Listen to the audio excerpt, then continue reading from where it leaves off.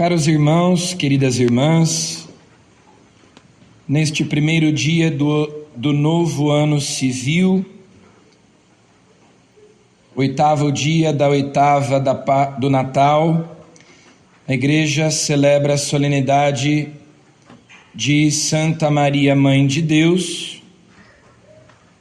Nós nos lembramos que Jesus é o princípio e o fim de todas as coisas, o Alfa e o Ômega, nossa origem e nosso destino. Tudo começa e tudo termina nele.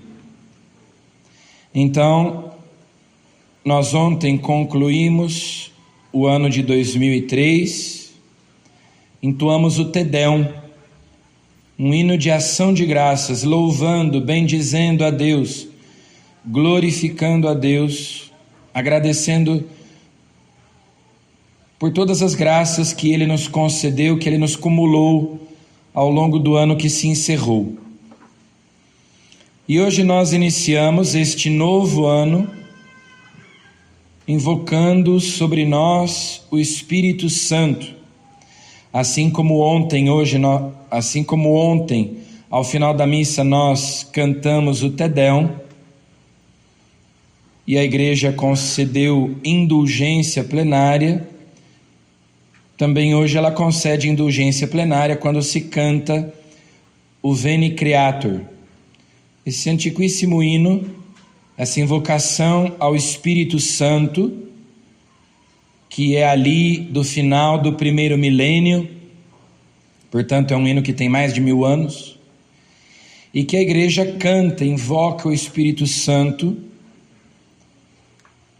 e sobretudo hoje no primeiro dia do ano, nós invocamos o Espírito Santo no dia em que celebramos a maternidade divina de Maria, para que o Espírito Santo, cada dia deste ano, nos ilumine, nos inspire e nos mova. Nós sejamos conduzidos pelo Espírito Santo, movidos por Ele. Foi o Espírito Santo que trouxe a vida ao seio de Maria. Foi o Espírito Santo que fecundou o ventre de Maria. Aquela virgindade fecunda de Maria, veio o Espírito Santo para que ela gerasse Jesus, o Deus feito homem, o Deus encarnado. E São Paulo, na segunda leitura de hoje, nos lembra que esse mesmo Espírito nos foi dado, nós o recebemos, o Espírito Santo de Deus, o Espírito de Cristo habita em nós. Então, o Espírito Santo, junto com a Virgem Maria, produziram essa maravilha que é o milagre do Deus feito homem, do homem-Deus.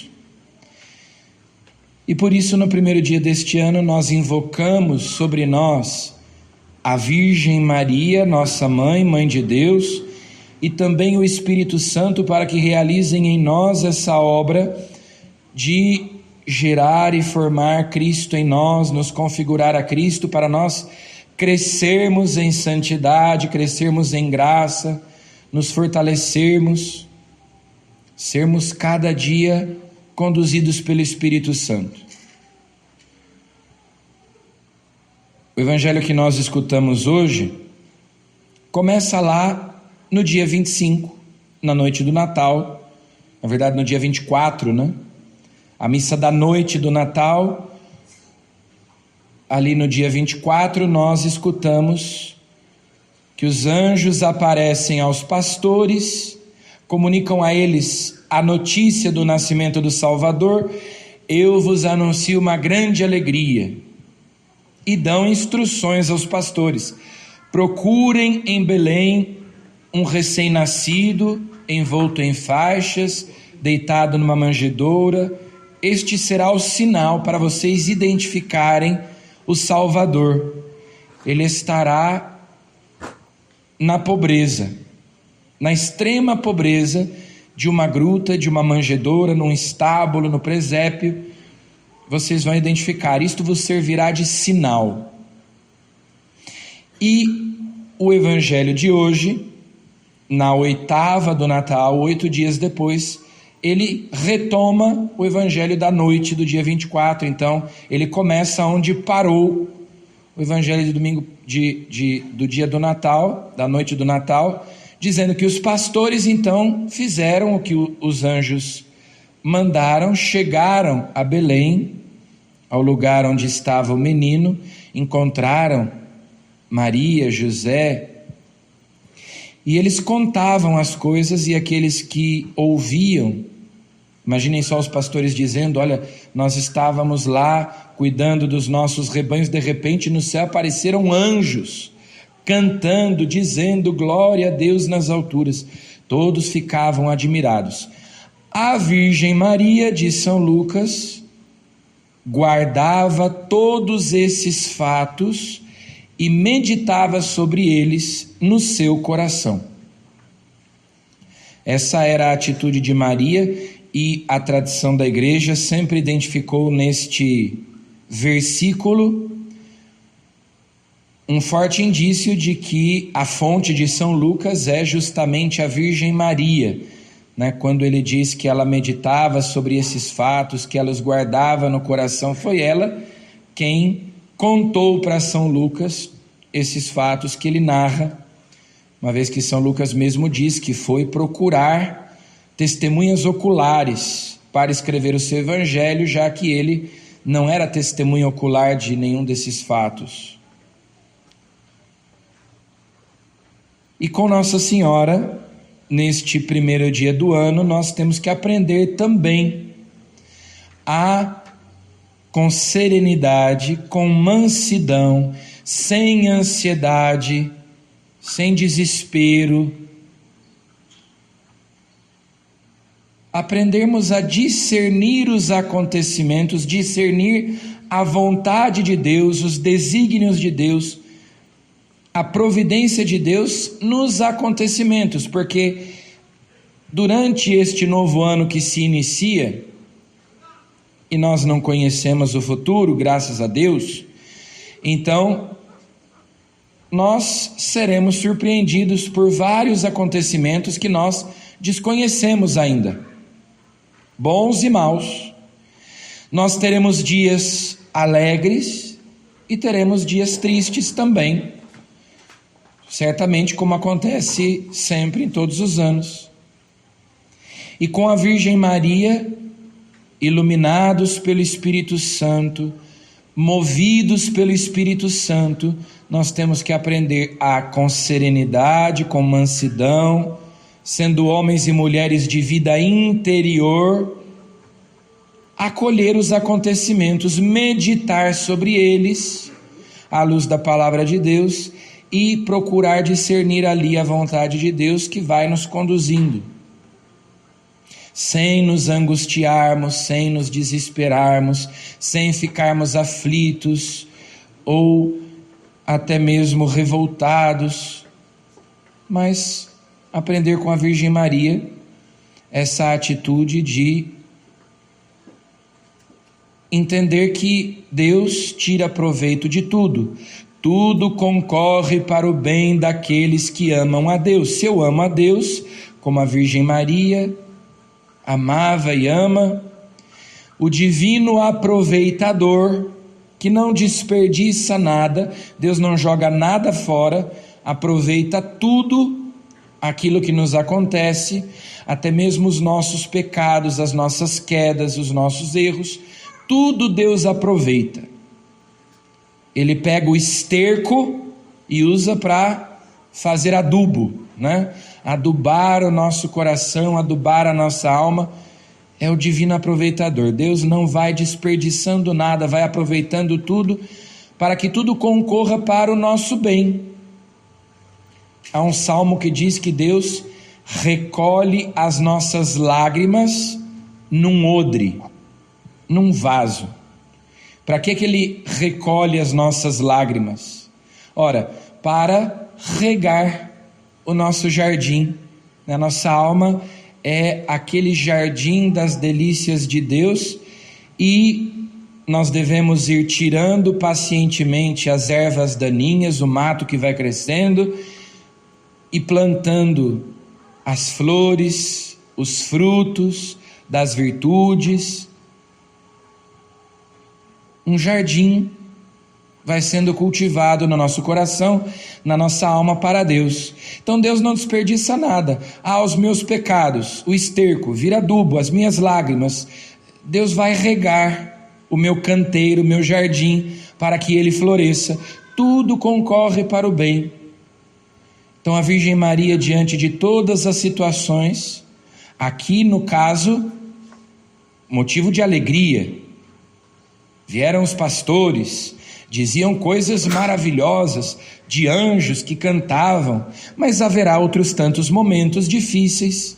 Por exemplo, também quando Jesus, aos 12 anos, se perde.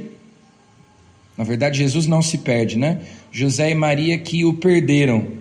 Jesus sabia muito bem onde ele estava. Não sabíeis que eu devia me ocupar das coisas do meu pai, que eu devia estar na casa do meu pai? Mas naquela aflição, naquela angústia de Maria e de José, 3 dias procurando o menino Jesus, de novo São Lucas repete: Maria guardava todos esses fatos no seu coração e meditava sobre eles, porque é preciso, na oração, discernir a vontade de Deus. Como antigamente se fazia, hoje em dia acho que nem se faz isso mais, né? Mas antigamente a mãe da gente espalhava lá, a avó espalhava o feijão em cima da mesa. Hoje o feijão já vem meio escolhido, né? Espalhava lá porque tinha que ir separando o feijão das pedrinhas, dos gravetos que vinham misturados ali. Isso é discernir. Eu vou separando, eu vou escolhendo. É o discernimento. Os acontecimentos vêm e eu vou discernindo por onde Deus está querendo me conduzir, de modo a aproveitar tudo, não jogar nada fora, não desperdiçar nada, oferecer tudo a Deus, porque tudo concorre para o bem daqueles que amam a Deus. Jó, depois de ter perdido tudo, depois de estar doente, ter perdido seus bens, ter perdido sua família, perdeu tudo. Jó diz assim: o Senhor deu, o Senhor tirou, bendito seja o nome do Senhor. Se recebemos de Deus os bens, por que não recebemos dele também os males? Então aprender a agradecer a Deus por aquilo que ele nos entrega e por aquilo que ele nos nega também, porque Deus, como Pai que é, como todo bom pai, às vezes vai nos dizer não, vai nos negar coisas que nós achamos que precisamos. E eu tenho que ter a confiança da Virgem Maria de saber que se Deus me nega alguma coisa, é para o meu bem, porque Deus é sábio, Ele sabe de tudo, eu não sei de nada. Ele é bom, Ele é meu amigo. Eu, muitas vezes, não sou amigo de mim mesmo. Eu, às vezes, sou meu próprio inimigo. Mas Deus não, Ele é meu amigo, Ele me ama. Então, a confiança nele. O Senhor deu, o Senhor tirou, bendito seja o nome do Senhor. Agradecer a Deus, mesmo pelas contrariedades, pelas dificuldades, pelas adversidades. Quando a gente se confessa, algumas vezes, o padre, no final da confissão, diz uma oração que é bastante antiga, já se usava no rito antigo. Então, nem sempre que há algumas opções, né, de orações, mas às vezes o padre conclui a confissão dizendo assim: a paixão de nosso Senhor Jesus Cristo, a intercessão da Virgem Maria e de todos os santos, tuas boas obras e a tua paciência na adversidade sirvam de remédio para os teus pecados, aumento de graça e prêmio da vida eterna. Ou seja, a minha paciência nas adversidades, as boas obras que eu vou praticando, junto com os méritos da paixão de Cristo, a intercessão dos santos, da Virgem Maria, tudo isso serve de remédio para os meus pecados, de reparação, penitência. Serve de aumento de graça, porque claro, se eu suporto com paciência as contrariedades, as adversidades, e vou com confiança me colocando nas mãos de Deus, e Deus vai aproveitando tudo isso e não desperdiçando nada, não jogando nada fora, além de remédio para os meus pecados, se torna aumento de graça. Nós temos que aumentar, crescer, progredir na santidade, na graça, e prêmio da vida eterna, porque quanto maior a graça, maior a glória no céu, né? Então, a graça é uma participação na vida divina, e é uma antecipação da glória, porque no céu nós vamos participar mais plenamente da vida divina. A graça nada mais é do que a antecipação da glória aqui nesse mundo. Quanto maior a graça, maior a glória. Por isso São Paulo diz que até das tribulações nós nos gloriamos, pois o sofrimento produz paciência, que prova a nossa fidelidade, gerando em nós a esperança, e a esperança não decepciona, porque o amor de Deus foi derramado nos nossos corações pelo Espírito Santo que nos foi dado. Então nós vamos invocar o Espírito Santo, pedir a Ele que encha os nossos corações com o amor de Deus, para que nós possamos caminhar nesta vida, em cada dia deste ano, como a Virgem Maria, confiando em Deus, serenos, mansos, diante das muitas circunstâncias que nos acontecerem, nas alegrias, nas tristezas, trazendo tudo para o altar, unindo a nossa vida à vida de Cristo, os nossos sofrimentos aos sofrimentos de Cristo, na confiança de que tudo isso será aproveitado, tudo isso concorrerá para o nosso bem, para o aumento da graça e uma maior glória no céu. Por isso é que com confiança hoje nós invocamos a Virgem Maria, Mãe de Deus, e também o seu divino esposo, o Espírito Santo, para que o Cristo seja gerado e formado em nós. Rogai por nós, Santa Mãe de Deus.